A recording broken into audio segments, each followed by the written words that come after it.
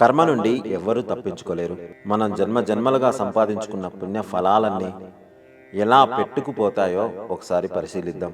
ఈరోజు చాలామందిని పూజలు చేశాము, వ్రతాలు, నోములు, దానాలు చేశాము, ధర్మాలు ఆచరించాము అని విర్రవీగుతుంటాం.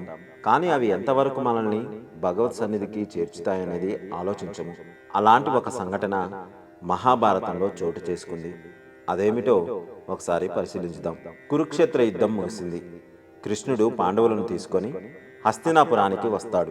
తన 100 మంది శత్రువులను పోగొట్టుకున్న ధృతరాష్ట్రుడు శోకంలో మునిగిపోయి ఉంటాడు. కృష్ణుడి రాకను గమనించిన ధృతరాష్ట్రుడు ఎదురు వెళ్లి బోరున విలపిస్తాడు. చిన్న పిల్లాడిలా ఏడుస్తున్న అతన్ని కృష్ణుడు ఓదార్చేందుకు ప్రయత్నిస్తాడు. ధృతరాష్ట్రుడి దుఃఖం కోపంగా మారి కృష్ణుడిని నిలదీస్తాడు. అన్నీ తెలిసి కూడా, మొదటి నుంచి జరిగేదంతా చూస్తూ కూడా, సాక్షాత్తు భగవంతుడవైన నువ్వు ఎందుకు మిన్నకుండిపోయావు? ఇంత ఘోరాన్ని ఎందుకు ఆపలేదు? కావాలని ఇదంతా జరగనిచ్చావు. ఈరోజు తనకు 100 మంది పుత్రులను పోగొట్టుకునే స్థితిని ఎందుకు కలగజేశావు అని నిలదీస్తాడు. అందుకు అన్నీ తెలిసిన కృష్ణుడు ఇలా సమాధానమిస్తాడు.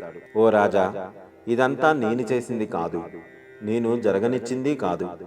ఇది ఇలా జరగడానికి, నీకు పుత్రశోకం కలగడానికి అన్నిటికీ కారణం నువ్వు, నీ కర్మ.